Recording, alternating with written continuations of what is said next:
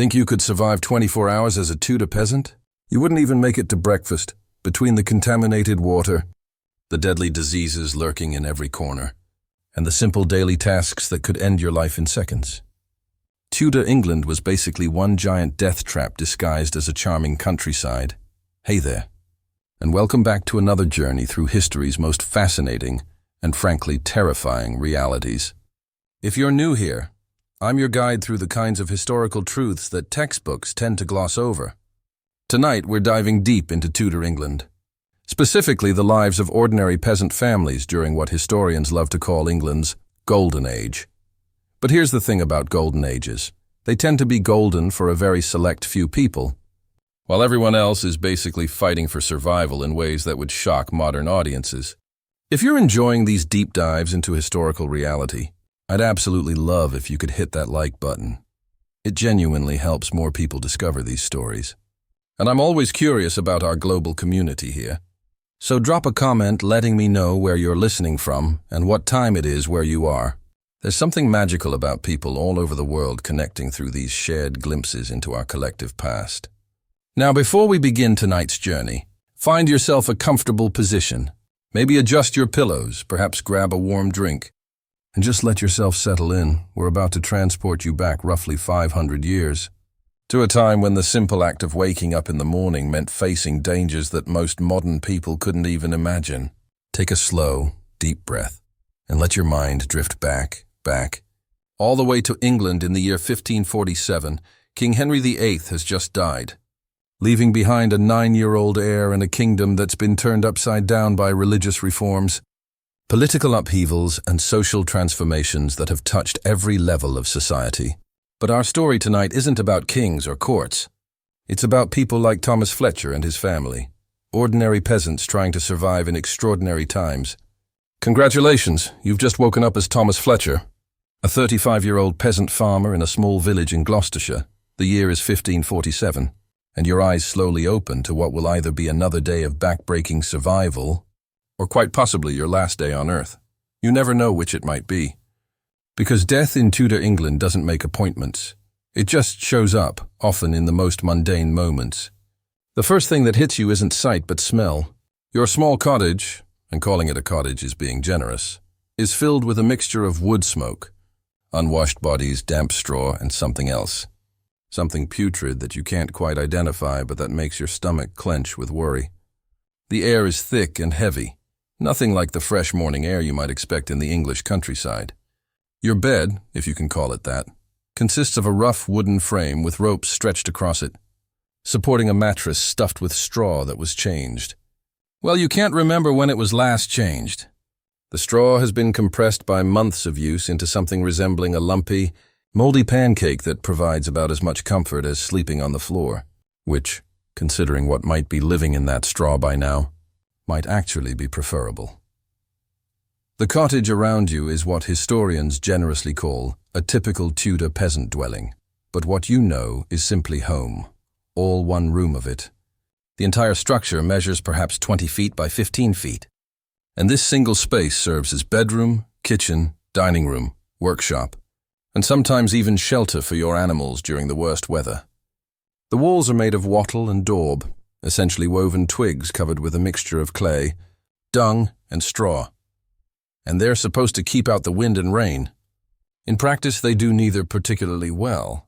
The roof above you is thatched with straw, and while it looked charming enough when freshly laid, it's now become an ecosystem unto itself. Mice, rats, birds, and insects have all made their homes up there, and bits of debris, some of it distinctly unpleasant, regularly rain down into your living space.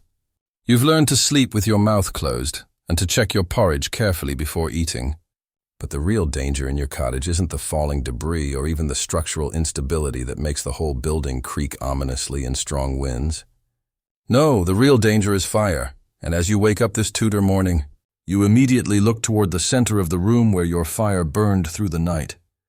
Fire, you see, is both your salvation and your constant nemesis.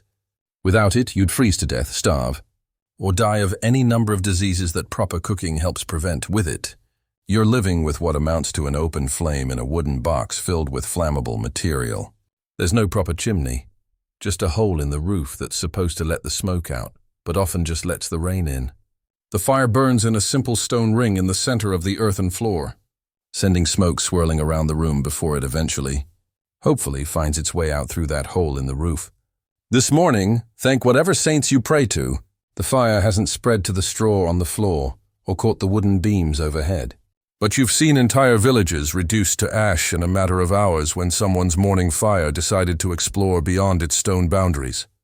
Fire doesn't just destroy homes, it destroys lives, communities, entire families' worth of possessions and livelihood in the space of a heartbeat. As you swing your legs over the side of your bed, your feet hit the earthen floor with a dull thud. The floor is just dirt, packed earth mixed with straw and other organic matter that you try not to think too hard about. In dry weather, it's dusty and sends clouds of particles into the air with every step. In wet weather, it becomes a muddy bog that squelches unpleasantly and smells even worse. Today, thankfully, it seems to be somewhere in between. Your first task of the day, before you even think about food or checking on your animals or any of the 1,000 other tasks that await you, is to tend that fire. You need to add fuel carefully, not too much, or you risk a flare-up that could set the whole place ablaze, but not too little, or it will die out and leave you facing the dangerous and difficult task of starting a new fire from scratch.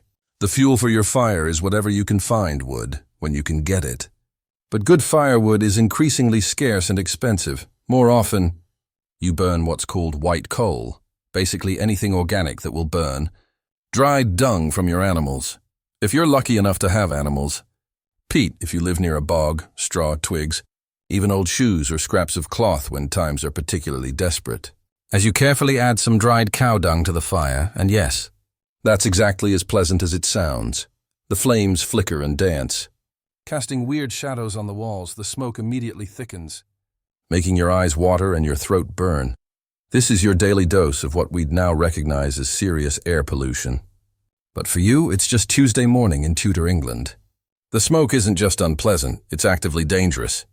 Constant exposure to wood and dung smoke is slowly destroying your lungs, contributing to a persistent cough that most people in your village share. It's also limiting your life expectancy in ways that won't be understood for centuries. But right now, in this moment, your choice is simple. Breathe smoke or freeze to death. Not much of a choice, really, with the fire stabilized. You turn your attention to your family.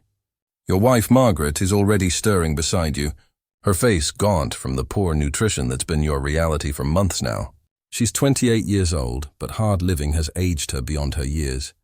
Her teeth, what's left of them, are blackened stumps, partly from poor nutrition, partly from the complete absence of dental care, and partly from the common practice of using teeth as tools for everything from opening containers to holding things while your hands are busy.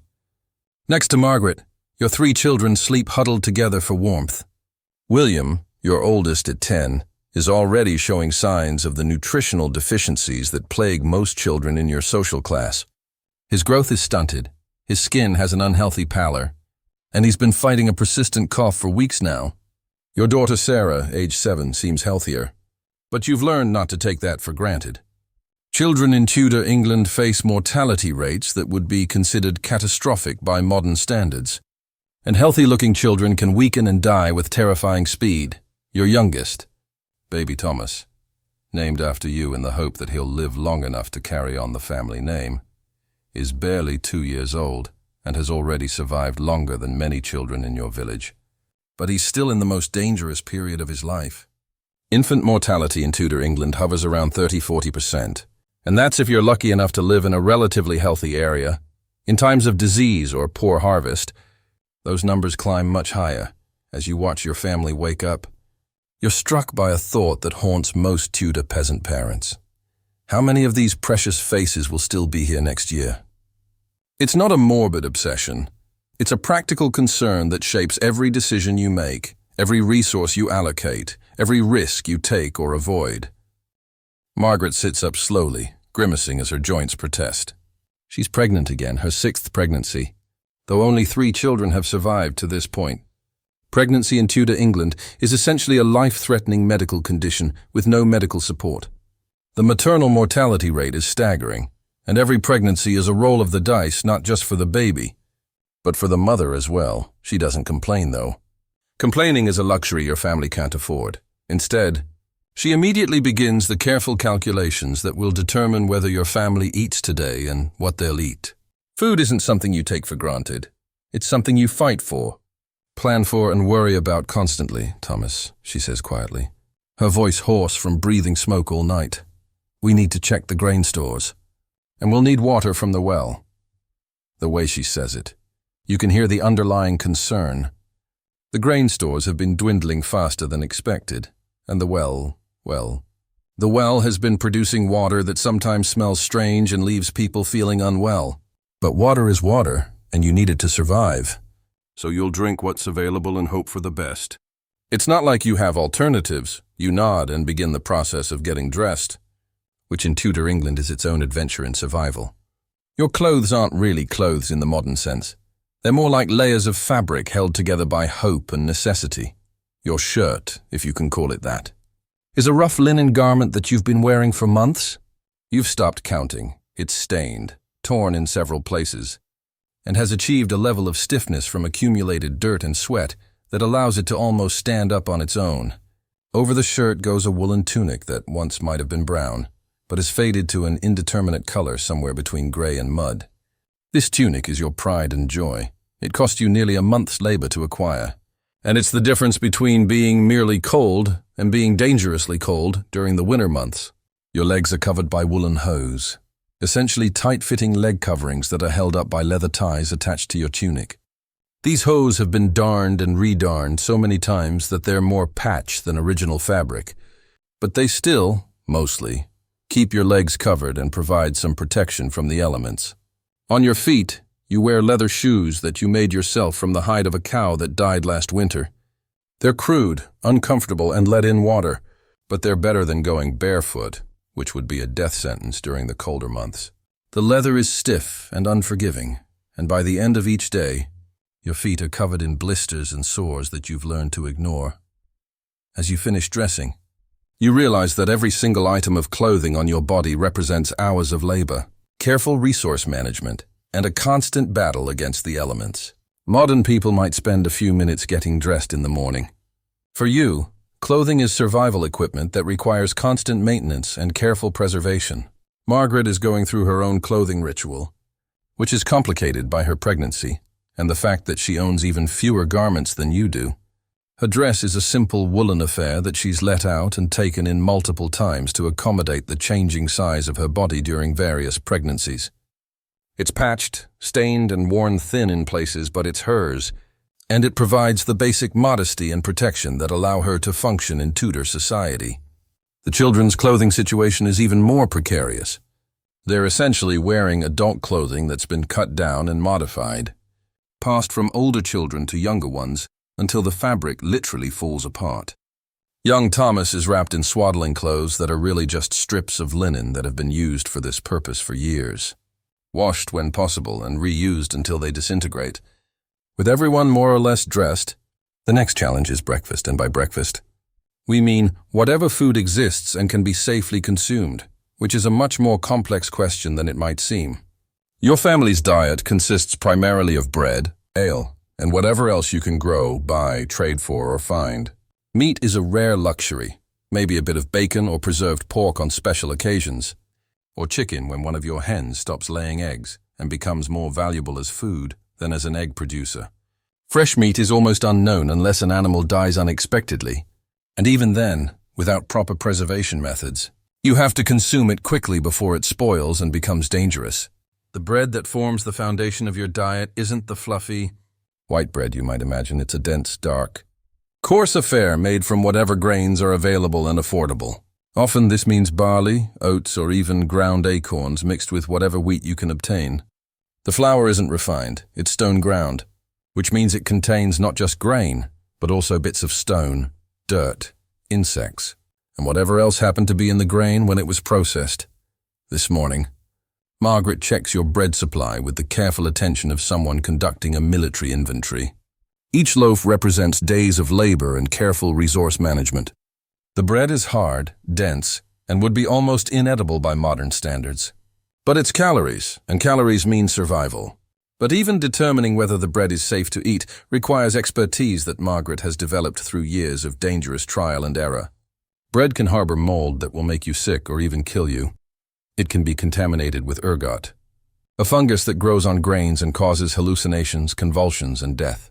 It can simply be spoiled from improper storage in your damp, pest-infested cottage. Margaret examines each piece carefully, looking for signs of mold, unusual discoloration, or the telltale smell of spoilage. She's learned to trust her nose more than her eyes, because sometimes contaminated food looks perfectly normal but smells slightly off. The difference between safe bread and dangerous bread can literally be the difference between life and death. Today, the bread seems acceptable, which is a small victory. Margaret cuts thin slices for the family, rationing carefully because she's not sure when you'll be able to obtain more grain for baking. Each slice is precious, and nothing is wasted. Even the crumbs will be saved and used in soup or fed to the animals if they can't be consumed by humans. Along with the bread, breakfast consists of ale, and yes, even the children drink ale, because ale is often safer than water. The brewing process kills many of the dangerous microorganisms that make water unsafe to drink. So ale becomes the primary beverage for people of all ages. The ale you drink isn't particularly strong. It's more like liquid bread than the alcoholic beverage modern people might think of. But it provides calories and hydration without the risk of waterborne illness. The ale situation, however, is becoming concerning. Your supply is running low, and brewing more requires grain that you're not sure you can spare. It also requires time and attention that Margaret might not have, given her pregnancy and the 1,000 other tasks that demand her energy, like everything else in Tudor peasant life. What seems like a simple necessity, having something safe to drink, becomes a complex logistical challenge. As your family shares this meager breakfast in the dim, smoky light of your cottage, you're already thinking ahead to the day's tasks. And what a list of tasks it is. Each one potentially dangerous, all of them necessary for survival. First, you need to check on your animals. As a peasant farmer, you're lucky enough to own a few livestock, a cow, some chickens, maybe a pig if times are good. These animals are literally your life insurance, providing milk, eggs, meat, and labor that make the difference between survival and starvation. But keeping animals alive in Tudor England is a constant battle against disease, predators, theft, and simple misfortune. Your cow, Bessie, is probably your most valuable possession after your cottage itself. She provides milk that can be consumed fresh, turned into cheese, or churned into butter. She'll eventually provide meat when she's too old to produce milk efficiently. And if you're very lucky and very careful, she might produce a calf that could be raised to adulthood, effectively doubling your livestock wealth. But Bessie is also a constant source of worry. Cows in Tudor England face diseases that don't exist in the modern world, and veterinary medicine consists of folk remedies, superstition, and hope. If Bessie gets sick, you don't call a vet. You try various herbal treatments, pray to whatever saints specialize in livestock, and prepare for the possibility that your family's primary source of protein and dairy is about to disappear. She also needs to be fed, which means either letting her graze in common areas, where she might eat something toxic, wander off, or be stolen, or providing her with grain and hay that you can't spare from your own food supply. During the winter months, keeping your animals fed becomes a daily crisis that requires constant resource juggling. The chickens present their own challenges. They provide eggs, which are an excellent source of protein when they're laying, and meat when they're not. But chickens in Tudor England face predators that modern suburban chicken keepers couldn't imagine. Foxes, weasels, hawks, and even desperate neighbors all view your chickens as potential meals. You've learned to count your chickens every morning. And missing chickens usually mean either predator attacks or theft by fellow villagers who are as desperate as you are. Your pig, when you have one, is like a walking bank account. Pigs can be fed scraps and waste that humans can't eat, and they convert that waste into meat and fat that can keep your family alive through the winter. But pigs also require careful management to prevent them from wandering off, getting into your grain stores, or being stolen by people who view them as easy targets for theft. This morning, as you step outside your cottage to check on your animals, you're immediately hit by the full sensory experience of Tudor England.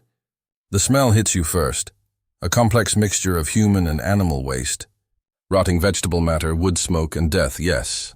Death has a smell, and in Tudor England, where proper sanitation doesn't exist, and bodies of both humans and animals aren't always disposed of promptly or properly, that smell is part of the daily background.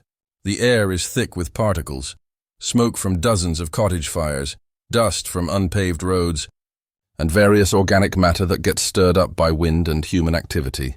Taking a deep breath isn't the refreshing experience it might be in the modern countryside. It's more like inhaling a mixture of pollutants that would make a modern environmental scientist panic. The sounds of Tudor village life surround you. The constant coughing of your neighbors. Tuberculosis, whooping cough, and various respiratory ailments are endemic. The squealing of pigs, the clucking of chickens, the lowing of cattle, and the general hubbub of people beginning their daily survival routines. There's also the sound of crying, babies crying from hunger or illness, children crying from pain or fear, adults crying from desperation or grief. Crying is just part of the soundtrack of Tudor life. Visually, your village is both picturesque and horrifying. The cottages, including your own, look like something from a fairy tale. Thatched roofs, timber framing, small windows with diamond-shaped glass panes, if you're lucky enough to have glass.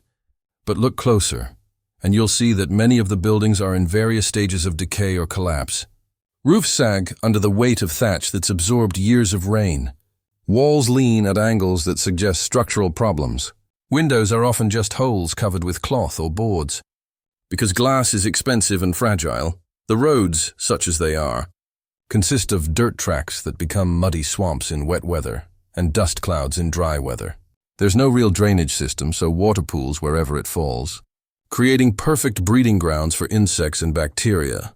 The accumulated waste of humans and animals creates a layer of organic matter that never really goes away, just gets mixed into the soil and contributes to the overall aromatic experience of village life. As you walk toward where your animals are kept, you're navigating around puddles of questionable liquid, piles of waste both human and animal, and various debris that's been discarded because there's no organized waste disposal system. Every step requires attention, because the ground is uneven, potentially slippery, and might conceal sharp objects, holes, or patches of particularly unpleasant muck. Your animals are kept in what generously might be called a barn, but is really just another ramshackle structure that provides minimal protection from the elements. The building is drafty, damp, and shares many of the structural problems of your cottage. But it keeps the rain off your livestock, provides some protection from predators and thieves, and gives you a centralized location for feeding and milking. This morning, as you approach the barn, you're listening carefully for sounds that might indicate problems. Sick animals sound different from healthy ones, and learning to recognize those differences can mean the difference between early treatment, such as it is, and losing valuable livestock. You're also watching for signs of intrusion, broken fences, disturbed ground, or missing animals that might indicate theft or predator attacks. The first thing you check is whether all your animals are present and accounted for. You count chickens, check on Bessie the cow, and look for your pig. Everyone seems to be present, which is a relief. But you've learned not to assume that present means healthy. Bessie looks somewhat listless this morning, which could mean anything from minor illness to serious disease to simple hunger. Her milk production has been declining lately, which could be due to poor nutrition, stress, disease, or simply the natural cycle of dairy production as a Tudor peasant. You don't have the luxury of veterinary expertise, so you're left to make decisions based on observation, experience, and quite a bit of guesswork. The chickens seem alert and active, which is encouraging, but 2 of them appear to be molting, which means their egg production will be reduced temporarily. This is a natural process, but when you're depending on those eggs for protein and trade value, even temporary reduction in production becomes a significant concern. Your pig appears healthy and active, which is good news, but she's also gotten into something she shouldn't have, probably digging up roots or vegetables from someone's garden. This could lead to conflicts with neighbors, demands for compensation you can't afford, or even accusations of theft that could have serious legal consequences. Feeding your animals requires the same careful resource management that governs every aspect of your life. Each handful of grain you give to the chickens is grain that your family won't eat. Each armload of hay you provide for Bessie is feed that cost you money or labor that could have been spent on other necessities. But without proper nutrition, your animals won't produce milk, eggs, or meat. So you have to balance their needs against your family's immediate hunger. This morning, you're facing a particularly difficult decision. Your grain stores are lower than they should be for this time of year, and you're not sure whether to feed that grain to your family or your animals. Feed it to your family, and you'll have more energy for the physical labor that pays for other necessities. But your animals might sicken or die from malnutrition. Feed it to the animals and your family goes hungry. But you maintain the livestock that provide long-term protein and trade value. These aren't abstract economic decisions. They're immediate life and death choices that you have to make every single day, often multiple times a day, and there's no right answer, because both choices involve serious risks to your family's survival. As you finish tending to your animals, the sun is beginning to rise higher in the sky, and the village around you is coming fully to life. This means it's time for the next phase of your daily survival routine, obtaining water. Water, in Tudor England, is both absolutely essential and potentially deadly. Your body needs water to survive, but water is also one of the primary ways that disease spreads through communities. The water supply in your village comes from wells, streams, and rainwater collection. And all of these sources are potentially contaminated with human and animal waste, dead animals, bacteria, parasites, and various toxic substances. Your village well is located in the center of the settlement, and it's both a crucial resource and a dangerous gathering place.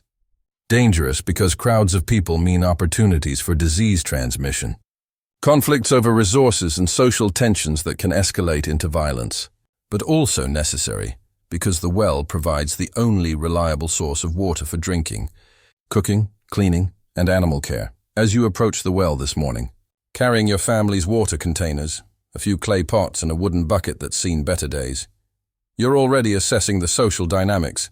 Who's already there? Do they look healthy or sick? Are there any ongoing disputes that might affect your access to water? Are there signs that the water quality might be compromised?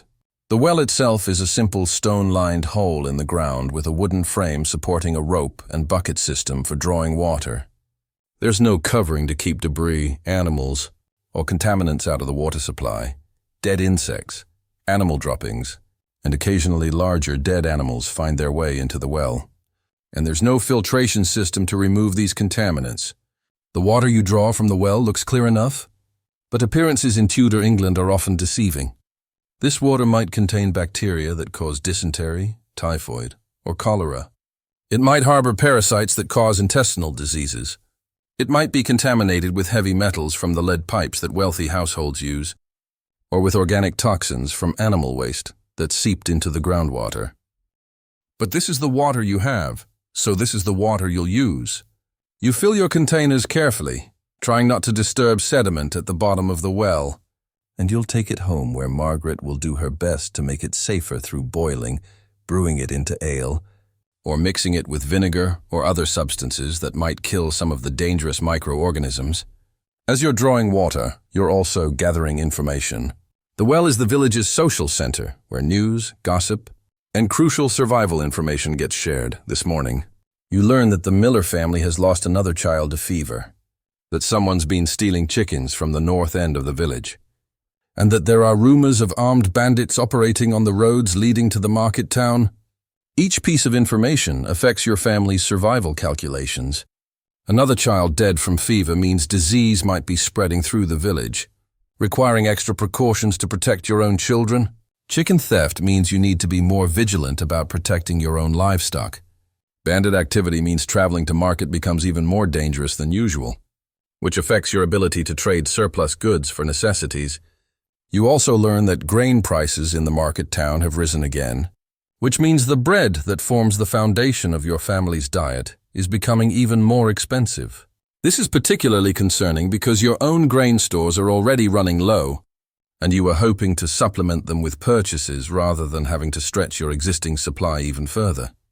The water gathering process takes longer than you'd like, partly because of the social information exchange, but mostly because drawing water from a well using primitive equipment is simply time-consuming. Labor-intensive work, each bucket of water represents significant physical effort. and you need multiple trips to provide enough water for your family's daily needs. By the time you return to your cottage with the day's water supply, Margaret has begun the complex process of preparing the day's main meal. And by main meal, we mean the largest food preparation effort of the day, though calling it a meal might be generous given the limited ingredients and cooking methods available. Cooking in Tudor England is part chemistry, part survival skill, and part gambling with your family's lives. Every ingredient might be contaminated. Every cooking method involves significant fire risk, and every meal requires careful resource management to ensure that today's food doesn't prevent tomorrow's survival. Margaret starts by examining the ingredients available for today's cooking. There's some grain that can be made into porridge, a few vegetables from your small garden if they haven't spoiled, perhaps some milk from Bessie if her production is sufficient, and maybe, if you're very lucky, a small piece of preserved meat that you've been saving for a special occasion or emergency. The cooking process begins with rebuilding and managing the fire, which is always a delicate balance between having enough heat to properly cook food and not creating a fire so large or hot that it becomes dangerous to your wooden cottage. The fire needs to be hot enough to kill bacteria and parasites in the food, but not so hot that it burns the food or spreads beyond its stone-ringed boundaries. Margaret uses a collection of iron pots, wooden bowls, and primitive utensils that represent a significant investment for your family. These cooking implements are valuable possessions that require careful maintenance and protection from rust, damage, and theft. A broken cooking pot isn't just an inconvenience. It's a potential disaster that could affect your family's ability to prepare safe food. The actual cooking process is more complex than it might appear. Margaret needs to time multiple elements carefully. Heating water to a temperature that kills bacteria without boiling away too much of your precious water supply. Cooking grain to a consistency that makes it digestible without burning it. And preparing any vegetables or meat in ways that maximize nutrition while minimizing the risk of food poisoning. She also needs to manage portions carefully. Too much food today means not enough food later this week.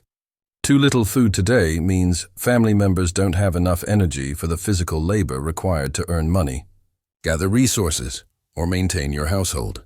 And with Margaret's pregnancy requiring additional nutrition, the portion calculations become even more complex. While Margaret handles the cooking, you turn your attention to the day's income-generating activities.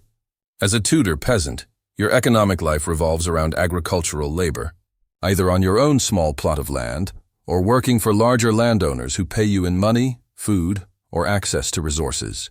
Your small plot of land, really just a few acres that you rent from the local lord, requires constant attention. There are crops to tend, weeds to clear, soil to prepare, and harvests to manage. But agricultural work in Tudor England is nothing like modern farming. You're working with primitive tools, limited knowledge of soil management, no chemical fertilizers or pesticides, and weather patterns that can destroy months of work in a matter of hours. Today, you need to check on your grain crops, which are approaching harvest time. This should be exciting. Harvest means food security for the coming months, but it's actually one of the most stressful times of the year.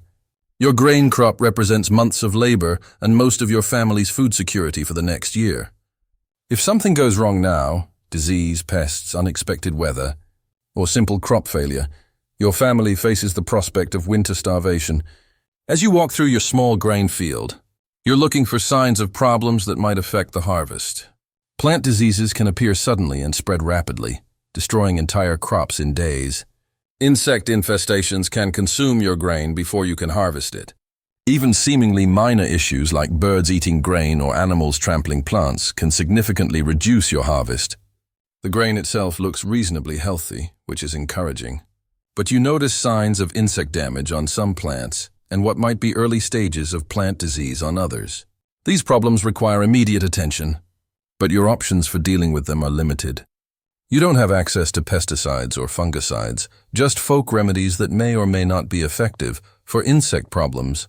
Your options include physically removing bugs by hand, time-consuming and only partially effective, using various plant-based substances that might repel insects, but might also damage your crops, or simply accepting that you'll lose some of your harvest to pests and hoping the damage isn't too severe.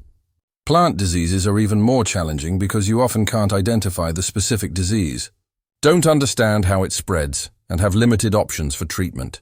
Your best bet is often to remove affected plants before the disease spreads, but this means sacrificing part of your harvest to protect the rest. After spending several hours working in your field, pulling weeds, examining plants, and doing what little you can to address potential problems, you realize that your grain harvest will probably be smaller than you'd hoped. Not catastrophically small, but definitely less than what your family needs to get through the winter without supplemental purchases or additional income. This realization adds urgency to your need for wage labor. In addition to working your own land, you need to find paid work to earn money for food, clothing, tools, and other necessities that you can't produce yourself. But wage labor in Tudor England is sporadic, physically demanding, and often dangerous. Today, you've heard that a larger landowner in the next village needs workers to help with his harvest. The work pays decently, enough to buy several weeks' worth of grain if you can complete it successfully.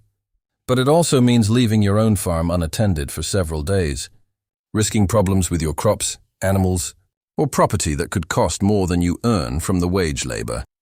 The decision to pursue wage labor also means making arrangements for your family's care while you're away. Margaret, in her current pregnant condition, can't handle all the household tasks alone, especially the physically demanding ones like hauling water, managing the fire and tending the animals. Your oldest son, William, is helpful, but he's still a child and can't take on adult responsibilities safely. After discussing the situation with Margaret, you decide that the potential income from harvest work outweighs the risks of leaving your own farm temporarily. But this decision requires careful planning to minimize the dangers to your family and property. You spend time with William, explaining how to tend the animals, manage the fire safely, and handle other essential tasks in your absence. You show him what to do if Bessie seems sick, how to secure the chickens against predators, and when to add fuel to the fire to keep it burning without creating dangerous flare-ups. You also make arrangements with neighbors, always a delicate social negotiation, for mutual assistance. Your neighbor Robert agrees to check on your family daily in exchange for a small portion of whatever you earn from the harvest work. It's not a perfect arrangement, but it provides some backup support for Margaret and the children. Preparing to leave for wage labor requires its own set of survival preparations. You'll need food for several days, which means reducing your family's already limited food supply. You'll need tools, which means carrying valuable items that might be stolen or damaged. You'll need clothes suitable for hard physical labor, which means wearing out your already worn garments even faster. The food you pack for the journey consists mainly of bread, some hard cheese if you have any, and ale. This isn't a balanced diet by any modern standard, but it's portable, relatively non-perishable, and provides the calories you'll need for heavy physical labor. You wrap the food carefully in cloth to protect it from moisture and dirt. Knowing that spoiled food on a work trip could leave you hungry and unable to perform the labor you're being paid for. The tools you carry are equally important. Your scythe for cutting grain, a wooden rake for gathering cut crops, a sharp knife for various tasks, and a sturdy bag for collecting gleanings, the grain that gets dropped or left behind during harvest. These tools represent a significant investment for your family, and losing or damaging them would be a financial disaster that could affect your ability to work for months. As you prepare to leave your cottage, you're struck by how much can go wrong while you're away. Fire could destroy your home and everything you own. Disease could strike your family, leaving them unable to care for themselves. Thieves could steal your animals or remaining food supplies. Your wife's pregnancy could develop complications that require assistance you won't be there to provide, but staying home means certain poverty and hunger, while leaving means uncertain dangers and potential income. Like most decisions in Tudor peasant life, both options involve serious risks, and you have to choose which risks seem more manageable. The journey to the work site takes you through countryside that's both beautiful and dangerous. The rolling hills and green fields look peaceful enough, but Tudor England's rural areas harbor threats that would terrify modern travelers. Bandits operate on many roads, targeting travelers who might be carrying money, tools, or food. Wild animals, while less common than in earlier centuries, still pose threats in forested areas. but perhaps more dangerous than bandits or animals or other desperate peasants like yourself. Hunger and poverty can drive people to acts they wouldn't normally consider, and a lone traveler carrying valuable tools and food represents an opportunity that some people find impossible to resist. You travel as part of a small group, 3 other men from your village and the surrounding area who are also seeking harvest work. There's safety in numbers, but it also means sharing information about work opportunities and competition if there aren't enough jobs for everyone. The walk takes most of the day, following dirt tracks that wind through farmland, forests, and small settlements. You pass other groups of workers, some heading toward the same destination, others returning from completed jobs. The returning workers provide valuable information about working conditions, pay rates, and the character of different employers, but they also represent competition for the work you're seeking. By late afternoon, you arrive at the estate where harvest work is available. The landowner, a man named Sir Edmund, whose wealth and social status are evident in his well-maintained buildings, substantial livestock herds, and numerous servants, explains the work requirements and payment terms. The work involves cutting grain by hand using scythes, gathering the cut grain into bundles, and loading those bundles onto carts for transport to storage areas. It's backbreaking labor that requires working from dawn until dusk in whatever weather conditions prevail. The pay is calculated per acre harvested, which means your income depends entirely on how much work you can complete successfully. Sir Edmund also explains the rules governing workers on his estate. No theft of grain, tools, or other property. Violations result in immediate dismissal without pay and possible legal prosecution. No fighting or disruptive behavior that interferes with the work. No leaving the work site without permission during working hours. And absolutely no bringing family members or unauthorized people onto the estate. The sleeping arrangements for workers consist of a large barn where you'll sleep on straw with the other laborers. It's not comfortable, but it's shelter, and it's included in the work arrangement. Food during the work period consists of bread, ale, and a small amount of cooked grain, basic nutrition designed to keep workers functional rather than well-fed. The first day of harvest work begins before dawn, when you and the other workers are awakened by the estate supervisor. There's no gradual waking up. You're expected to be alert, functional, and ready to work immediately. The early start is necessary because harvest work is a race against time and weather. Grain that's ready for harvest can spoil quickly if it's not collected promptly. Especially if rain or storms threaten, your scythe, which seemed sharp enough when you left home, quickly proves inadequate for the sustained cutting required. The blade needs frequent sharpening, which takes time away from income-generating cutting. Each stroke of the scythe requires careful technique to cut grain efficiently without damaging the blade or injuring yourself.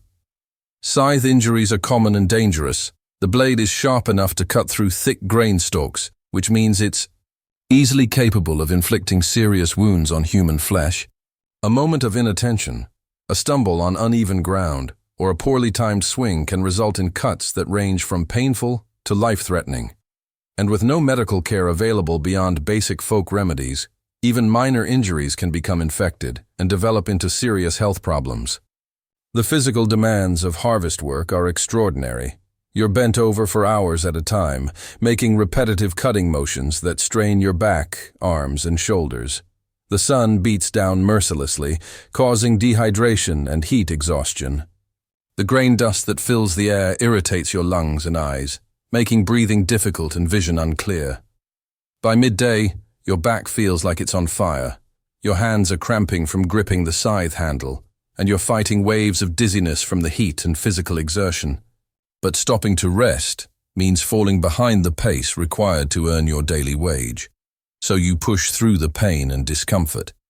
The other workers around you are dealing with the same challenges, and you can see the strain on their faces. Some of them are older men whose bodies are already worn down by years of hard labor. Others are younger, but lack the experience to work efficiently, which means they're expending more energy than necessary to achieve the same results.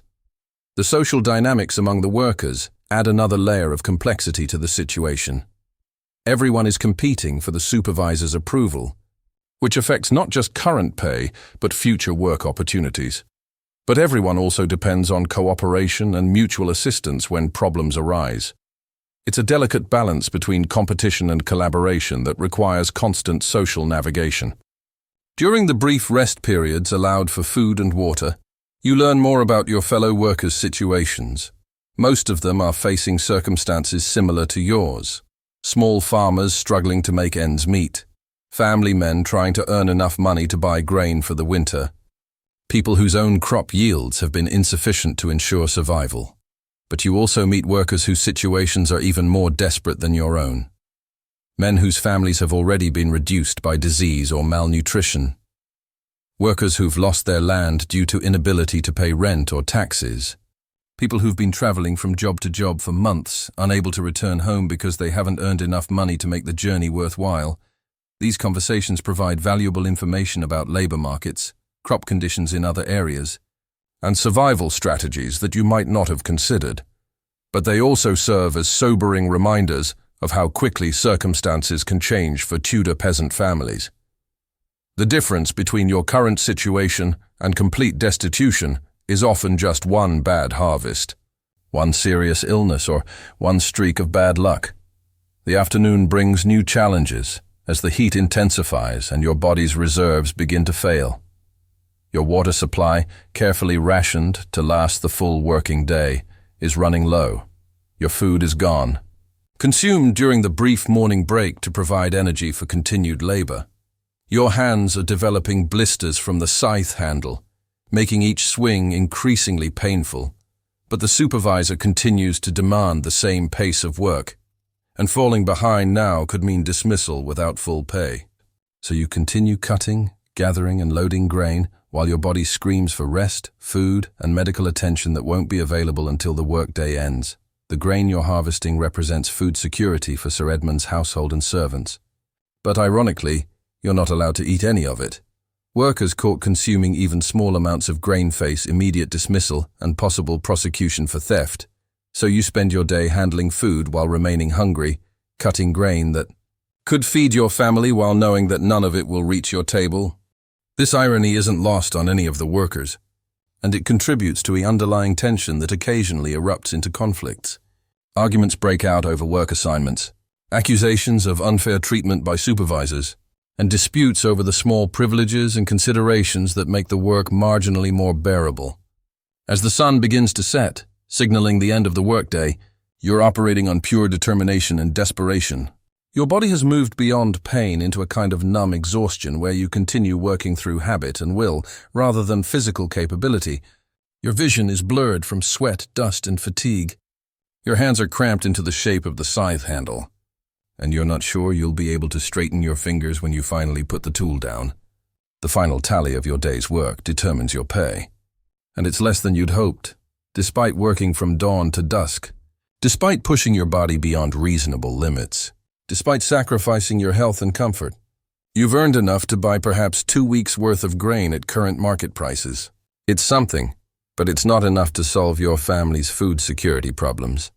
The evening meal provided by Sir Edmund consists of bread that's harder and less palatable than what your family eats at home, watered-down ale that barely qualifies as a beverage, and a thin porridge made from the cheapest available grain. It's not satisfying, but it provides some calories to begin recovering from the day's exertion. Sleep in the worker's barn is an adventure in itself. 30 men sharing a space designed for hay storage, with no privacy, minimal ventilation, and straw bedding that's home to insects, mice, and various other creatures. The smell is overwhelming, a combination of unwashed bodies, animal droppings, rotting straw, and the general mustiness of a building that's never properly cleaned. The sounds make sleep difficult even for exhausted workers. Snoring, coughing, talking, and the constant rustling of movement as people try to find comfortable positions on the hard, lumpy straw. Some workers are sick, adding the sounds of retching and labored breathing to the nighttime symphony. But perhaps most disturbing are the sounds of distress. Grown men crying quietly from pain, exhaustion, or despair. Workers talking in their sleep about families they've left behind, debts they can't pay, or fears about the future.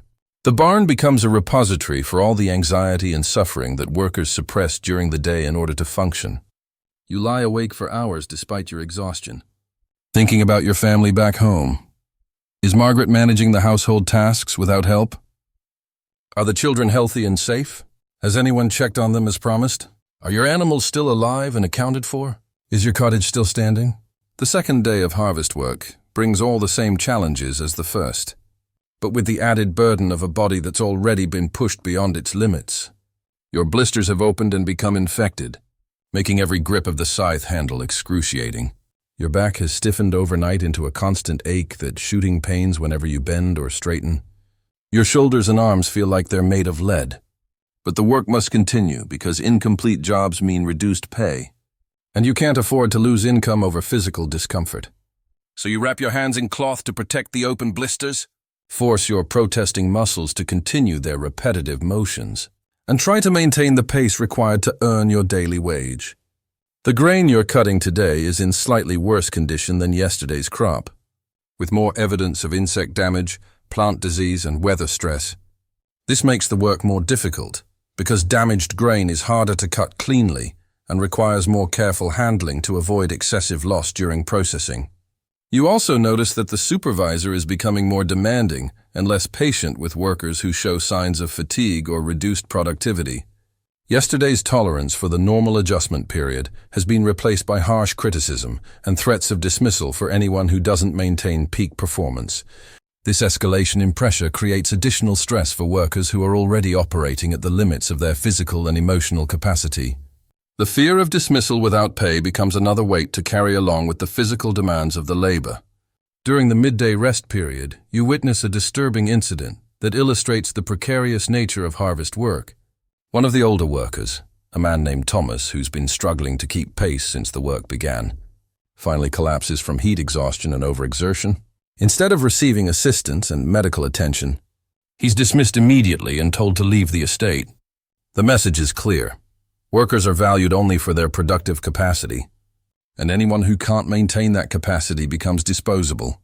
There's no consideration for the circumstances that led to the collapse, no recognition of the effort the man had put in before his body failed, and no concern for what will happen to him or his family now that he's lost this income opportunity. This incident affects the morale of all the workers, but it also serves as a powerful motivator. Everyone understands that they're just one moment of weakness away from the same fate, so they push themselves even harder to avoid showing any signs of inability to continue.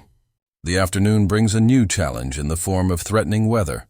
Dark clouds are building on the horizon, and the wind is picking up in a way that suggests a storm might be approaching. Rain during harvest can destroy days or weeks of work by causing cut grain to rot before it can be properly dried and stored. The supervisor responds to the weather threat by demanding even faster work pace if a storm hits. The day's cutting needs to be gathered and moved to covered storage immediately, which means completing not just the cutting but also the gathering and transport tasks before the rain arrives. This pressure transforms the already demanding work into a frantic race against time and weather. Workers are cutting grain as fast as possible, while others gather the cut stalks and load them onto carts for immediate transport. The coordination required adds complexity to work that was already physically and mentally challenging. You find yourself working faster than you've ever worked before. Driven by the knowledge that weather delays could cost everyone their pay for the day, your technique suffers as speed becomes more important than precision, leading to waste and inefficiency that would normally be unacceptable. The threatening storm also brings unexpected dangers. Wind gusts make scythe work more hazardous, as workers struggle to maintain control of their tools. Loose grain stalks blow around, creating visibility problems and making it difficult to see potential obstacles or hazards. The urgency of the situation leads to shortcuts and risk-taking that increase the likelihood of accidents.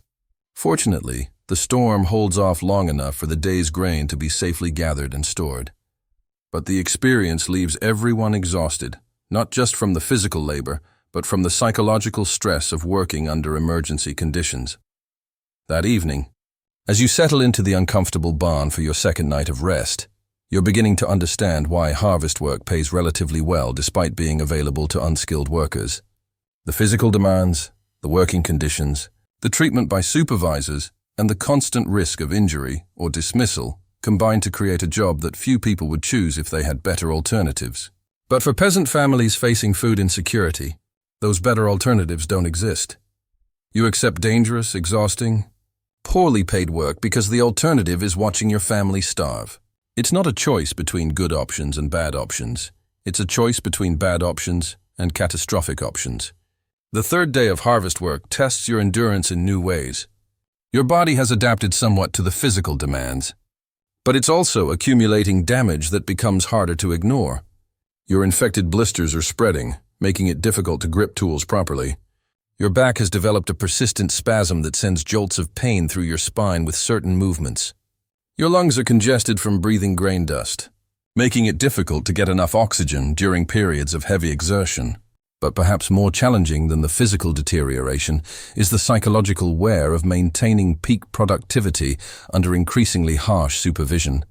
The estate supervisor has become progressively less tolerant of any perceived laziness or inefficiency, and his criticism has become personal and humiliating rather than merely professional.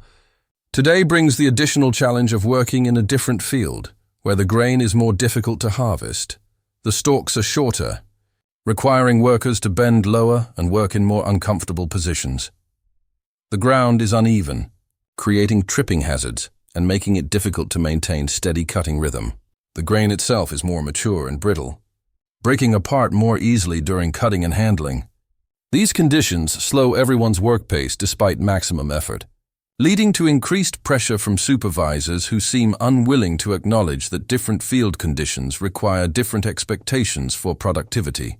The result is growing tension between workers and management that threatens to erupt into open conflict. You also make arrangements with neighbors, always a delicate social negotiation, for mutual assistance.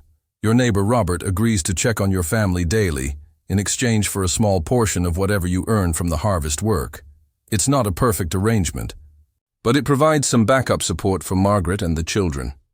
Preparing to leave for wage labor requires its own set of survival preparations. You'll need food for several days, which means reducing your family's already limited food supply. You'll need tools, which means carrying valuable items that might be stolen or damaged. You'll need clothes suitable for hard physical labor, which means wearing out your already worn garments even faster. The food you pack for the journey consists mainly of bread, some hard cheese if you have any, and ale. This isn't a balanced diet by any modern standard, but it's portable, relatively non-perishable, and provides the calories you'll need for heavy physical labor. You wrap the food carefully in cloth to protect it from moisture and dirt.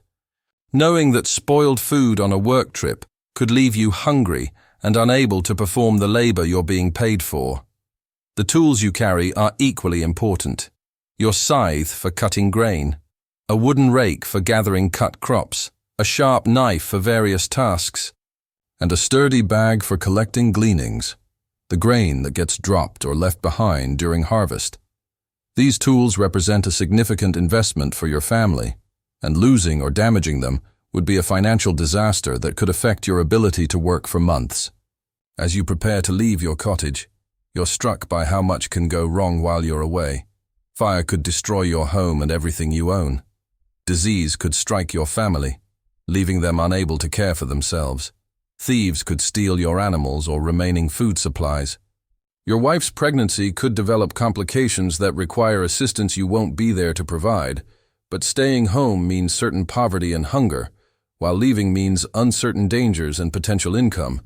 Like most decisions in Tudor peasant life, both options involve serious risks, and you have to choose which risks seem more manageable. The journey to the work site takes you through countryside that's both beautiful and dangerous. The rolling hills and green fields look peaceful enough, but Tudor England's rural areas harbor threats that would terrify modern travelers. Bandits operate on many roads, targeting travelers who might be carrying money, tools, or food. Wild animals, while less common than in earlier centuries, still pose threats in forested areas. But perhaps more dangerous than bandits or animals are other desperate peasants like yourself. Hunger and poverty can drive people to acts they wouldn't normally consider, and a lone traveler carrying valuable tools and food represents an opportunity that some people find impossible to resist. You travel as part of a small group, 3 other men from your village and the surrounding area who are also seeking harvest work. There's safety in numbers, but it also means sharing information about work opportunities and competition if there aren't enough jobs for everyone. The walk takes most of the day, following dirt tracks that wind through farmland, forests, and small settlements. You pass other groups of workers, some heading toward the same destination, others returning from completed jobs. The returning workers provide valuable information about working conditions, pay rates, and the character of different employers, but they also represent competition for the work you're seeking. By late afternoon, you arrive at the estate where harvest work is available. The landowner, a man named Sir Edmund, whose wealth and social status are evident in his well-maintained buildings, substantial livestock herds, and numerous servants, explains the work requirements and payment terms. The work involves cutting grain by hand using scythes, gathering the cut grain into bundles, and loading those bundles onto carts for transport to storage areas. It's backbreaking labor that requires working from dawn until dusk in whatever weather conditions prevail. The pay is calculated per acre harvested, which means your income depends entirely on how much work you can complete successfully. Sir Edmund also explains the rules governing workers on his estate. No theft of grain, tools, or other property. Violations result in immediate dismissal without pay and possible legal prosecution. No fighting or disruptive behavior that interferes with the work. No leaving the work site without permission during working hours. And absolutely no bringing family members or unauthorized people onto the estate. The sleeping arrangements for workers consist of a large barn where you'll sleep on straw with the other laborers. It's not comfortable, but it's shelter, and it's included in the work arrangement. Food during the work period consists of bread, ale, and a small amount of cooked grain, basic nutrition designed to keep workers functional rather than well-fed. The first day of harvest work begins before dawn, when you and the other workers are awakened by the estate supervisor. There's no gradual waking up. You're expected to be alert, functional, and ready to work immediately. The early start is necessary because harvest work is a race against time and weather. Grain that's ready for harvest can spoil quickly if it's not collected promptly. Especially if rain or storms threaten, your scythe, which seemed sharp enough when you left home, quickly proves inadequate for the sustained cutting required. The blade needs frequent sharpening, which takes time away from income-generating cutting. Each stroke of the scythe requires careful technique to cut grain efficiently without damaging the blade or injuring yourself. Scythe injuries are common and dangerous. The blade is sharp enough to cut through thick grain stalks, which means it's easily capable of inflicting serious wounds on human flesh. A moment of inattention, a stumble on uneven ground, or a poorly timed swing can result in cuts that range from painful to life-threatening. And with no medical care available beyond basic folk remedies, even minor injuries can become infected and develop into serious health problems. The physical demands of harvest work are extraordinary. You're bent over for hours at a time, making repetitive cutting motions that strain your back, arms, and shoulders. The sun beats down mercilessly, causing dehydration and heat exhaustion. The grain dust that fills the air irritates your lungs and eyes, making breathing difficult and vision unclear. By midday, your back feels like it's on fire. Your hands are cramping from gripping the scythe handle, and you're fighting waves of dizziness from the heat and physical exertion. But stopping to rest means falling behind the pace required to earn your daily wage. So you push through the pain and discomfort. The other workers around you are dealing with the same challenges, and you can see the strain on their faces. Some of them are older men whose bodies are already worn down by years of hard labor. Others are younger, but lack the experience to work efficiently, which means they're expending more energy than necessary to achieve the same results. The social dynamics among the workers add another layer of complexity to the situation. Everyone is competing for the supervisor's approval, which affects not just current pay, but future work opportunities. But everyone also depends on cooperation and mutual assistance when problems arise. It's a delicate balance between competition and collaboration that requires constant social navigation. During the brief rest periods allowed for food and water, you learn more about your fellow workers' situations. Most of them are facing circumstances similar to yours. Small farmers struggling to make ends meet. Family men trying to earn enough money to buy grain for the winter. People whose own crop yields have been insufficient to ensure survival. But you also meet workers whose situations are even more desperate than your own. Men whose families have already been reduced by disease or malnutrition. Workers who've lost their land due to inability to pay rent or taxes. People who've been traveling from job to job for months, unable to return home because they haven't earned enough money to make the journey worthwhile. These conversations provide valuable information about labor markets, crop conditions in other areas, and survival strategies that you might not have considered. But they also serve as sobering reminders of how quickly circumstances can change for Tudor peasant families. The difference between your current situation and complete destitution is often just one bad harvest, one serious illness, or one streak of bad luck. The afternoon brings new challenges as the heat intensifies and your body's reserves begin to fail. Your water supply, carefully rationed to last the full working day, is running low. Your food is gone, consumed during the brief morning break to provide energy for continued labor. Your hands are developing blisters from the scythe handle, making each swing increasingly painful, but the supervisor continues to demand the same pace of work, and falling behind now could mean dismissal without full pay. So you continue cutting, gathering and loading grain while your body screams for rest, food and medical attention that won't be available until the workday ends. The grain you're harvesting represents food security for Sir Edmund's household and servants. But ironically, you're not allowed to eat any of it. Workers caught consuming even small amounts of grain face immediate dismissal and possible prosecution for theft. So you spend your day handling food while remaining hungry, cutting grain that could feed your family while knowing that none of it will reach your table.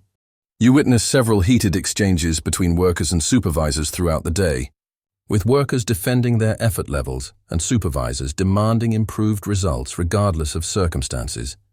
The social dynamic has shifted from cooperation toward mutual antagonism, making an already difficult job even more stressful. The midday break brings news that affects everyone's calculations about the work. Grain prices in the nearest market town have increased again, which means the money you're earning will buy less food than you'd expected when you accepted the job. This news is particularly devastating for workers who had carefully calculated their family's needs based on previous price levels.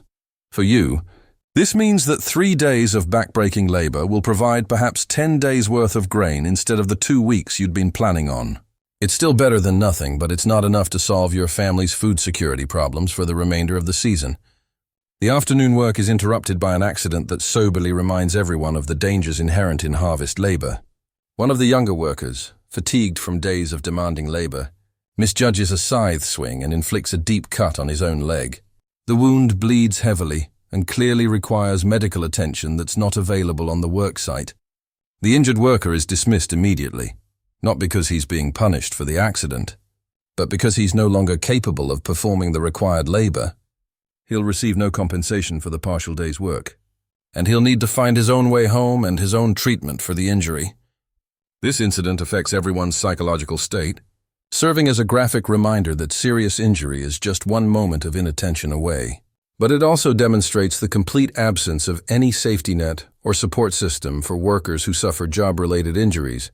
You're entirely responsible for your own safety, and if that safety fails, you're entirely responsible for dealing with the consequences. The remainder of the afternoon passes in tense concentration as everyone works more carefully while trying to maintain the productivity demanded by supervisors. The balance between speed and safety becomes even more delicate when you're already exhausted and working with sharp tools in challenging conditions. By the end of the 3rd day, you're approaching the limits of what your body can endure. The cumulative effects of poor sleep, inadequate nutrition, physical overexertion, and psychological stress are beginning to affect your ability to think clearly and work safely. You catch yourself making small mistakes that could have serious consequences, misjudging distances, losing track of tool positions, stumbling over obstacles that you should have noticed.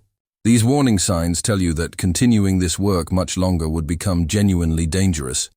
But you also know that your family's situation requires you to continue earning income for as long as possible. It's another impossible choice between competing necessities. That evening, as you lie in the barn surrounded by other exhausted workers, you make the difficult decision to complete one more day of work before returning home. 4 days of wages will provide a better foundation for your family's survival than 3 days, even though the 4th day will push your physical condition into truly dangerous territory. The 4th and final day of harvest work becomes a test of pure willpower over physical capacity. Your body is operating on reserves that don't really exist, sustained by determination and desperation rather than actual energy. Every movement requires conscious effort that should be automatic, and maintaining work pace becomes a constant battle against the limitations of exhausted muscles and depleted stamina. The grain you're cutting today is in the worst condition yet, with significant weather damage, insect infestation, and plant disease that make harvest work even more challenging. Much of the grain breaks apart during cutting, creating waste that reduces the overall value of the harvest and contributes to supervisor frustration with reduced productivity. Your infected hand blisters have become seriously problematic, interfering with your ability to grip tools properly and creating constant pain that distracts from work concentration. The infection appears to be spreading, which could become a serious health threat if left untreated. But there's no treatment available and no time to deal with medical problems during working hours. Despite these challenges, you manage to complete the 4th day of work and earn the payment that will help your family survive the coming weeks. The money you receive, a small collection of coins that represents 4 days of punishing labor, is immediately precious because it represents food, warmth, and basic survival for your household. The journey home requires careful planning because you're carrying money that could attract thieves, and you're in no physical condition to defend yourself against attackers. You travel with the same group of workers who accompanied you to the job, but everyone is exhausted and potentially vulnerable to criminal activity. The walk home feels longer than the original journey to the work site, partly because of your physical condition, but mostly because you're eager to see your family and assess how they've managed during your absence. Every step brings you closer to Margaret and the children, but also closer to discovering what problems or crises might have developed while you were away. As you approach your village, the familiar sights and sounds provide both comfort and anxiety. Comfort because you're returning to people and places you care about, but anxiety because you can see signs of activity that might indicate problems or changes that occurred during your absence. Your cottage appears intact from a distance, which is an immediate relief. No fire damage, no obvious structural problems, no signs of theft or vandalism that you can detect from the road. But appearances can be deceiving, and you won't know the real situation until you can examine everything closely. Margaret emerges from the cottage as you approach, and her appearance tells you immediately that the past 4 days haven't been easy for your family. She looks thinner, more tired, and more stressed than when you left. Her pregnancy is showing more obviously, but not in a healthy way, more like the body changes that come from insufficient nutrition during pregnancy. The children appear healthy enough, which is a relief, but they also seem more subdued than usual. William has clearly been carrying responsibilities beyond his years, and the younger children show signs of having been frightened or anxious during your absence. Your first priority is examining your animals and property to assess what's happened while you were away. Bessie the cow appears healthy and is still producing milk, though perhaps less than when you left. The chickens are all accounted for and seem alert and active. Your pig is present and unharmed, though the area around the animal shelter shows signs of disturbance that might indicate attempted theft or predator activity. Margaret explains what's transpired during your absence, and the news is mixed, no major disasters, which is the most important thing, but several concerning developments that require attention. The grain stores have been depleted faster than expected, partly because of normal consumption, but also because she felt it necessary to feed extra grain to the animals when they seemed stressed by your absence. The water situation has become more problematic, with the village well producing water that's increasingly foul-smelling and causing stomach problems for people who drink it. Margaret has been boiling all water before consumption, which uses extra fuel and time, but seems to reduce the risk of illness. There's also been social tension in the village during your absence. The chicken thefts have continued, creating an atmosphere of suspicion and mutual surveillance that makes everyone nervous. Some families have accused others of stealing, leading to arguments and threats that could escalate into serious conflicts. Your neighbor Robert, who promised to check on your family, has been helpful but is also expecting compensation for his assistance. This is entirely reasonable and was part of your agreement. But it means giving up a portion of your hard-earned wages to pay for services that you would have provided yourself if circumstances had allowed. As you settle back into your cottage that evening, sharing a meal of bread and thin soup with your family, you're struck by how the 4 days of wage labor have affected everyone differently. You've earned money that will help with food security, but you've also suffered physical damage that will affect your ability to work for weeks to come. Your family has maintained the household successfully, but they've also depleted resources and dealt with stresses that have taken their own toll. The money you've earned represents a temporary solution to immediate problems, but it doesn't address the underlying issues that make survival so precarious for Tudor peasant families. You still need to complete your own grain harvest, maintain your animals, prepare for winter, and earn additional income to replace the resources consumed during this work period. Over the following days, as you recover from the physical demands of harvest labor and return to your normal routine, you're reminded of how every aspect of Tudor peasant life involves constant balancing acts between competing necessities. The time you spent earning wages meant neglecting your own farm. The money you earned for food security came at the cost of physical health that you'll need for future work. The success of completing dangerous work created new obligations and expectations that add pressure to future decisions. Your infected hand blisters require ongoing attention to prevent the infection from spreading and becoming life-threatening. Margaret treats them with the folk remedies available, cleaning with ale, applying various herbal preparations, and bandaging with clean cloth when cloth is available. These treatments may or may not be effective, but they're the only medical care accessible to people in your social position. The physical recovery from 4 days of extreme labor takes longer than you'd expected, affecting your ability to work on your own farm during a critical time. Your back continues to spasm unpredictably, making it difficult to perform tasks that require bending or lifting. Your hands remain painful and awkward, interfering with detailed work that requires dexterity and precision. But perhaps more challenging than the physical recovery is the psychological adjustment to being back home.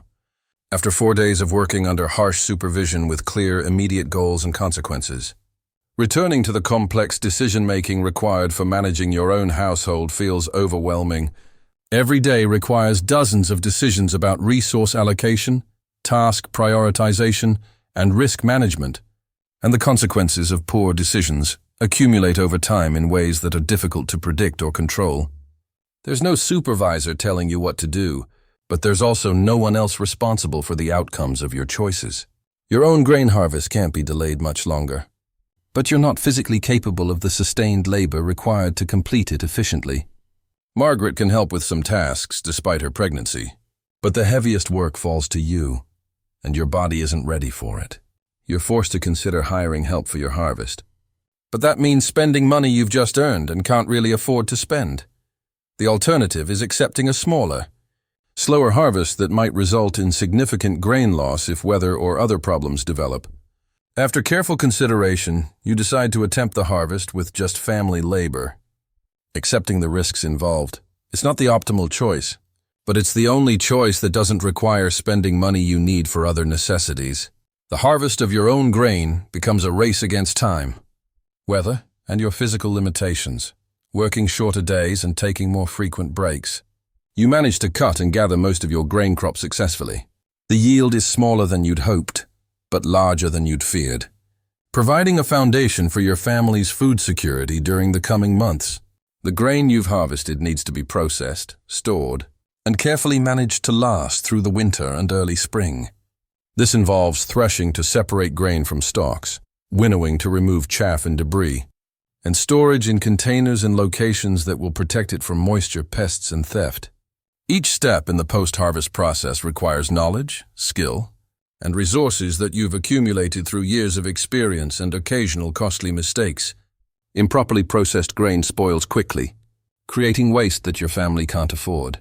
Inadequately protected grain attracts rodents and insects that can destroy months of food supply in days or weeks. The storage containers you use for grain are valuable possessions that require careful maintenance and protection.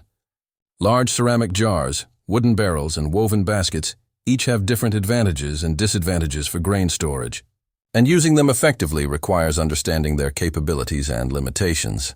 As autumn progresses and winter approaches, your family's survival preparations intensify.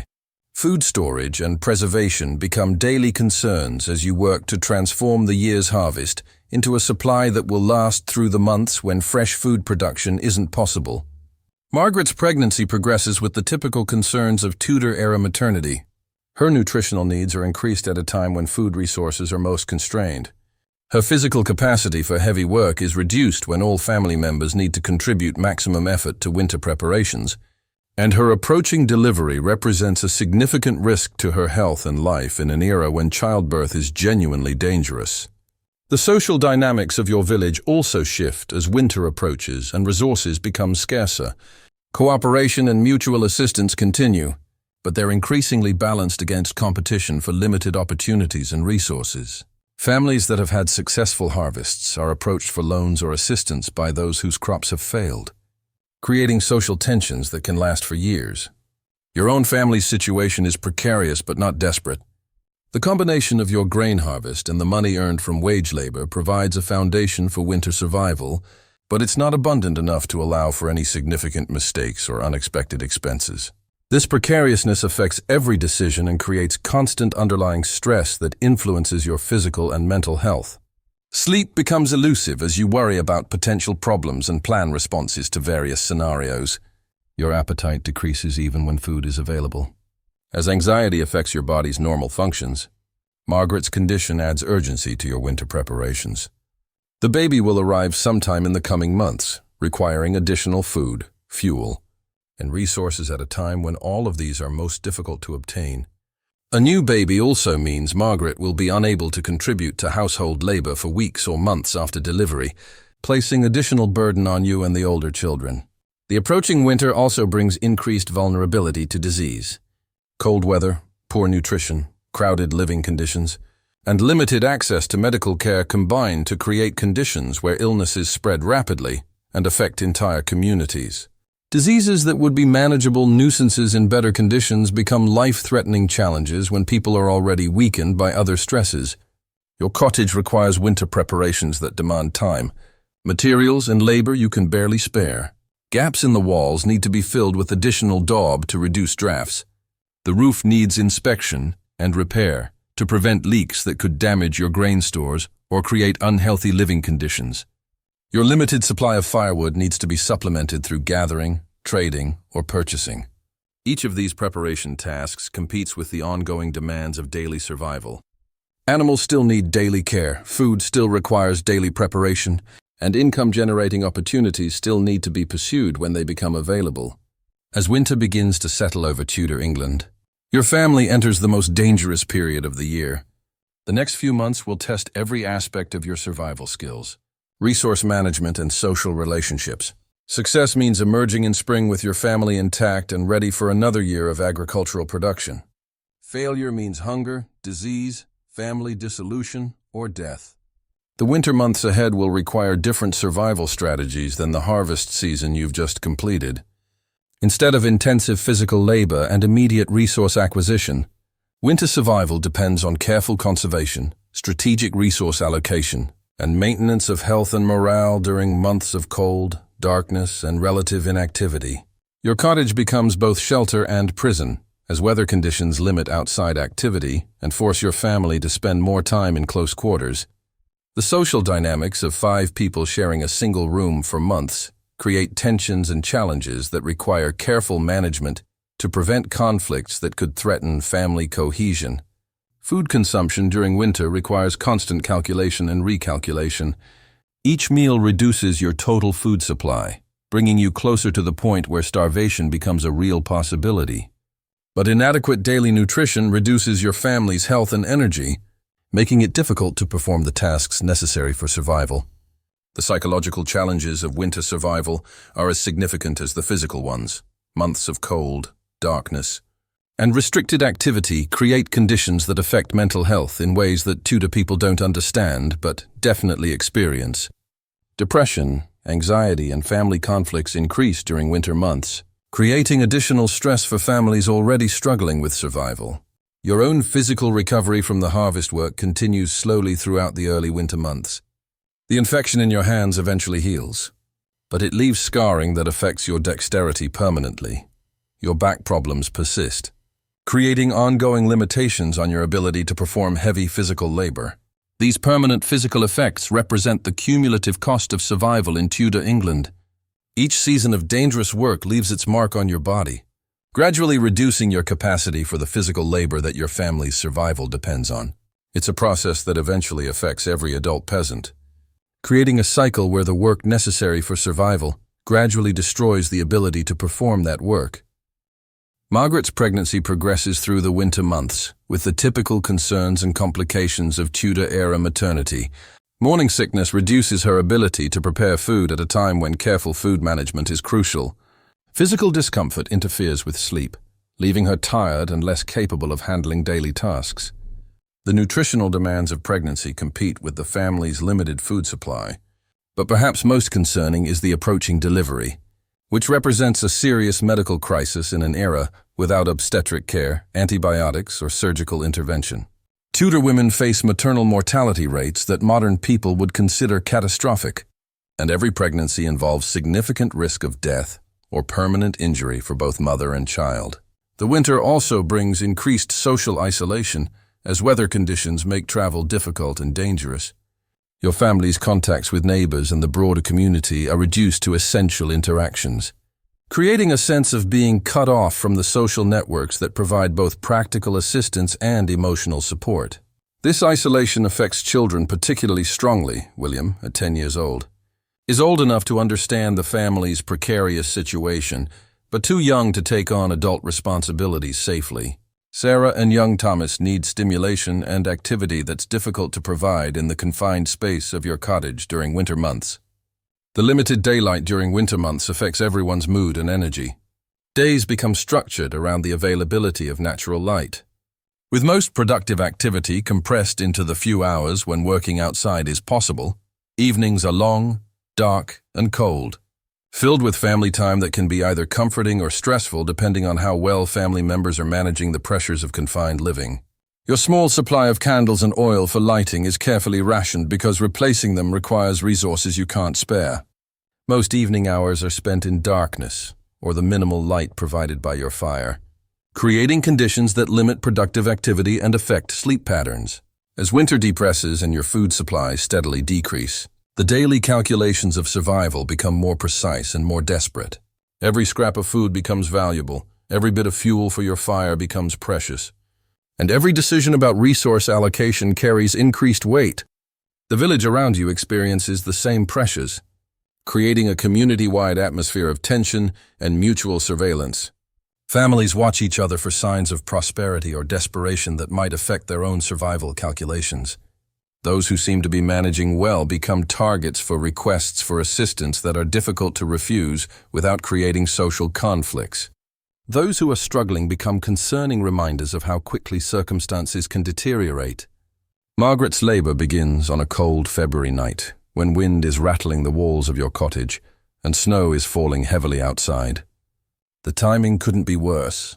Winter conditions that make travel difficult, limited resources for managing a medical crisis, and family circumstances that are already strained to the breaking point. Tudor childbirth is a female community activity, but winter conditions have reduced the availability of experienced women who normally assist with deliveries. Your neighbor women are dealing with their own winter survival challenges, and traveling to provide assistance requires risking their own health and safety. Margaret's labor progresses with the typical dangers and uncertainties of Tudor-era delivery. There's no medical professional available, no surgical intervention possible if complications develop, and no understanding of antiseptic procedures that could prevent infection. The delivery depends entirely on Margaret's physical condition, the baby's position and health, and whatever folk wisdom and practical experience the assisting women can provide. You're largely excluded from the delivery process, which is considered women's work, but you're responsible for maintaining the fire, providing hot water, and managing the household while Margaret is unable to function. The children need care and reassurance while being kept away from the delivery area, creating logistical challenges in your single-room cottage. The baby arrives after a difficult labor that leaves Margaret weakened and at risk for the infections that kill many Tudor women in the days following delivery. The child appears healthy, which is an immediate relief. But newborn survival in Tudor England depends on factors beyond anyone's control. The arrival of a new family member creates immediate practical challenges. Margaret needs time to recover from delivery. But there's no one else who can take over her household responsibilities completely. The baby requires constant care and feeding. But Margaret's milk production depends on her own nutrition, which is already inadequate. The family's food consumption has effectively increased by one person at a time when food supplies are at their lowest point of the year. The newborn, another daughter you name Elizabeth after the late Queen, faces the highest mortality period of her life. Tudor infant mortality in the first year of life approaches 30%, and winter births face additional challenges from cold, disease, and limited resources. Every day Elizabeth survives is a small victory. But you've learned not to become too attached to infants until they've proven their ability to survive the most dangerous early months. Margaret's recovery from childbirth is complicated by the poor nutrition and harsh living conditions that affect all aspects of her health. The folk remedies available for post-delivery care may or may not be effective, and some of them might actually be harmful. But they're the only medical knowledge accessible to people in your social position, so you use them and hope for the best.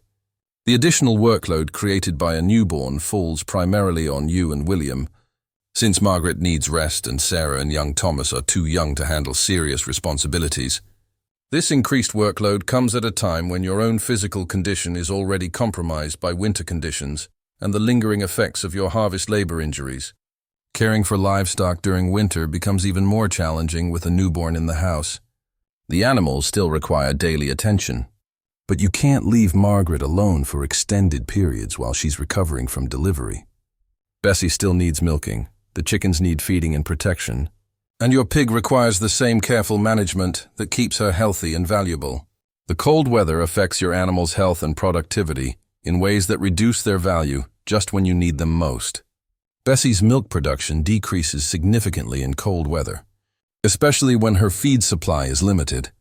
The chickens stop laying eggs regularly when temperatures drop, eliminating a crucial source of protein and trade goods.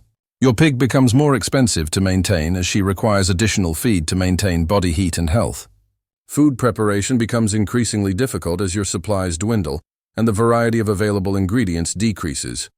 Margaret's cooking skills are tested by the challenge of creating nutritious, satisfying meals from increasingly limited resources. Bread becomes thinner and less satisfying as you stretch your grain supply. Soup becomes more water than substance as you try to make small amounts of vegetables and meat feed the entire family. The psychological effects of this gradual food reduction affect everyone differently. The children become increasingly focused on food, asking repeatedly when the next meal will be ready and whether there will be enough for everyone. William begins to understand the family's precarious situation and starts refusing his full portion of food. Trying to leave more for the younger children and the nursing Margaret, you find yourself thinking about food constantly, planning meals days in advance, calculating and recalculating how long your supplies might last, wondering whether you should reduce everyone's portions now to make the food last longer, or maintain current portions and hope you can obtain additional supplies before everything runs out.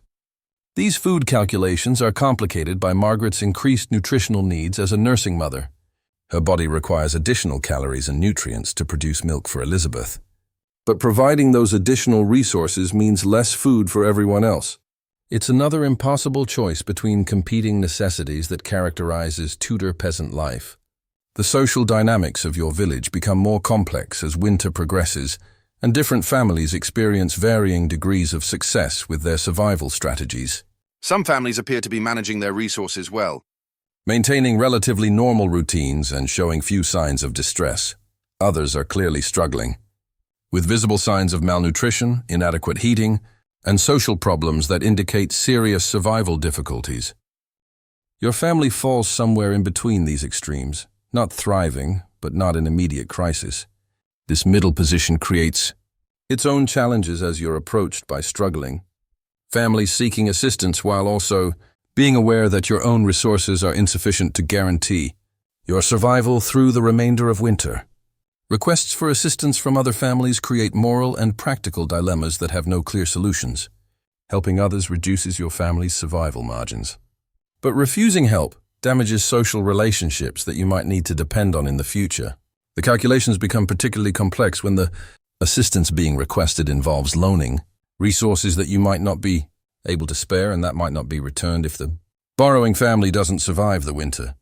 Your neighbor Robert, who helped care for your family during your harvest work, approaches you with a request to borrow grain to feed his family through the remainder of winter.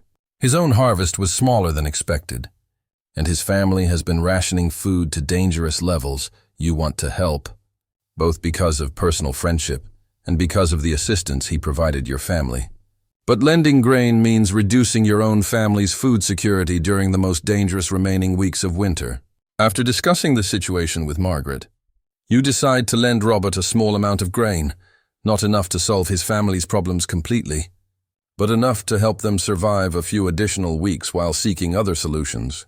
It's a compromise that doesn't fully address anyone's needs, but balances competing obligations in a way that preserves relationships while protecting your family's survival. The loan of grain to Robert requires careful documentation, even though neither of you can read or write. The agreement is witnessed by other neighbors and involves specific terms for repayment that take into account the seasonal cycle of grain production and the realities of peasant economic life. These informal credit arrangements are crucial for community survival, but they also create networks of obligation and dependency that can become problematic when survival resources are insufficient for everyone.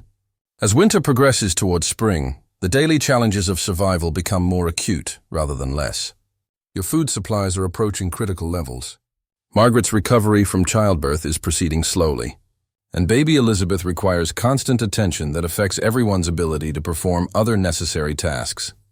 The weather begins to show signs of seasonal change, but spring in Tudor England is often more challenging than winter. Melting snow and increased rainfall create muddy conditions that make travel difficult and outdoor work nearly impossible. The period between winter food supplies running out and spring food production beginning is traditionally the most dangerous time of year for peasant families. Your cottage suffers winter damage that requires repairs you can't afford and labor you can't spare. The roof has developed leaks that threaten your remaining grain stores. The walls have developed gaps that increase heating requirements just when fuel supplies are running low. The earthen floor has become muddy and unsanitary from months of confined living and inadequate cleaning. But perhaps most concerning is the cumulative effect of months of poor nutrition, inadequate heating, and overcrowded living conditions on your family's health. Everyone shows signs of the vitamin deficiencies, respiratory problems, and general weakness that affect most Tudor peasant families by late winter. These health problems make it difficult to perform the physical labor required for spring agricultural preparations, creating a cycle where poor winter conditions lead to poor spring performance, which leads to inadequate resources for the following winter. Margaret's health is particularly concerning as she struggles to recover from childbirth while nursing Elizabeth and dealing with the nutritional deficiencies that affect everyone in your family. Her milk production is decreasing, which threatens Elizabeth's survival and nutrition. Her physical strength remains limited, which affects her ability to resume household responsibilities. And her emotional state shows signs of the depression and anxiety that affect many Tudor women, especially during the difficult late winter period. The children's health and development show the effects of months of inadequate nutrition and limited activity. William has lost weight and shows signs of the stunted growth that affects most children in your social class. Sarah has developed a persistent cough that might indicate respiratory illness, or might simply be the result of breathing smoky air in your inadequately ventilated cottage. Young Thomas shows signs of developmental delays that could be temporary effects of poor nutrition or permanent effects of the harsh conditions that have shaped his early life. Your own health reflects the cumulative effects of years of hard physical labor, poor nutrition, and dangerous working conditions. The injuries from your harvest work have healed imperfectly, leaving you with permanent limitations on your physical capabilities. The respiratory problems from breathing smoke and dust are becoming more chronic and more limiting. And the stress of constant survival calculations is affecting your mental health in ways that you don't understand but definitely experience. As the last weeks of winter slowly pass, your family enters the most critical period of the year. Food supplies are nearly exhausted, Physical health is at its lowest point. And the spring work season that will determine next year's survival is approaching rapidly. The next few weeks will determine whether your family emerges from winter intact and ready for another year of agricultural production, or whether the accumulating stresses of Tudor peasant life finally overwhelm your survival capabilities. The transition from winter to spring requires careful planning and resource management to bridge the gap between winter food supplies and spring food production. Your remaining grain must be allocated between immediate consumption and seed for spring planting, creating another impossible choice between present survival and future food security. Margaret's gradual recovery allows her to resume some household responsibilities, but her physical capabilities remain limited, and her attention is divided between normal household tasks and caring for Elizabeth. The baby's health and development become daily concerns, as her survival depends entirely on Margaret's ability to produce adequate milk and the family's ability to maintain the warm, clean conditions necessary for infant health. The approaching spring work season requires physical capabilities that your family doesn't currently possess. Months of poor nutrition and limited activity have reduced everyone's strength and endurance at precisely the time when intensive agricultural labor becomes necessary. The fields need preparation, crops need planting, and all the physical infrastructure of your agricultural operation needs maintenance and repair after winter damage.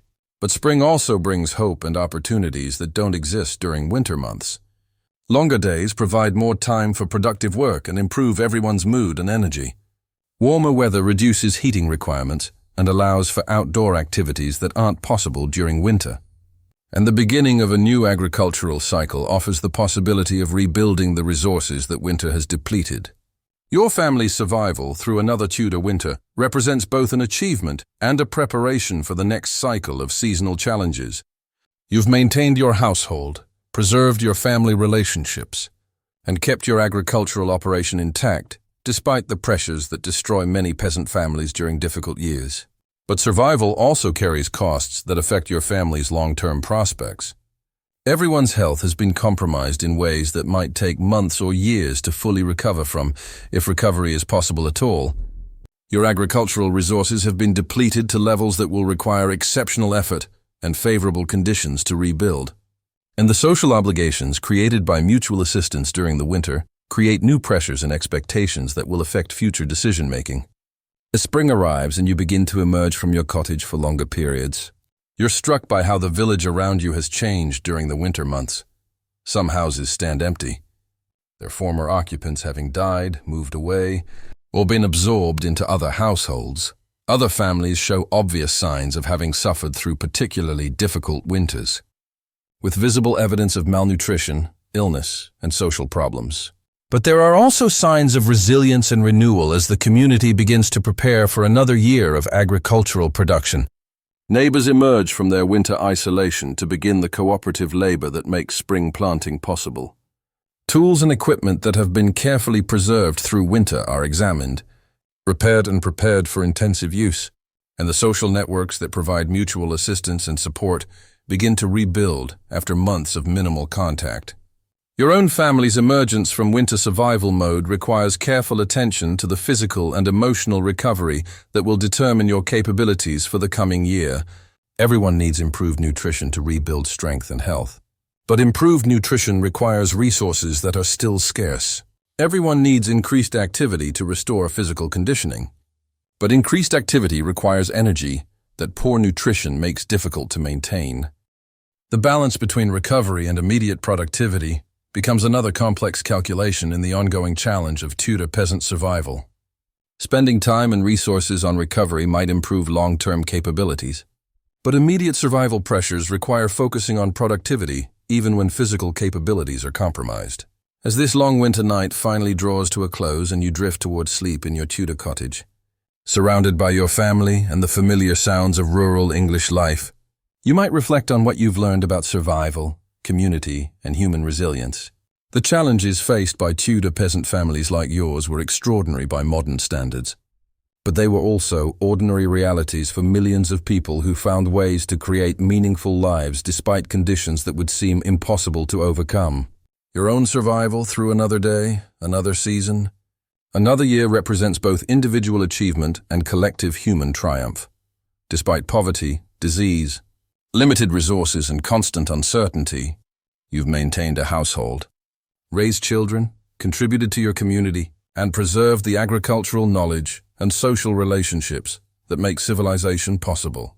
The warmth of your family sleeping beside you, the security of your cottage despite its limitations, and the promise of another spring approaching all represent victories against odds that could have easily resulted in very different outcomes. And as you finally drift off to sleep, perhaps you can find some satisfaction in having met another day's challenges and some hope for the possibilities that tomorrow might bring. The gentle crackling of your dying fire, the soft breathing of your sleeping children, and the familiar comfort of your straw mattress carry you toward rest and the dreams that offer temporary escape from the demands of Tudor peasant life. Tomorrow will bring new challenges, new decisions, and new tests of your survival skills. But tonight you can rest in the knowledge that you've successfully navigated another day in one of history's most challenging times and places. Sleep well, knowing that your story represents the experiences of countless families who found ways to survive, thrive, and create meaning in circumstances that tested the limits of human endurance and ingenuity.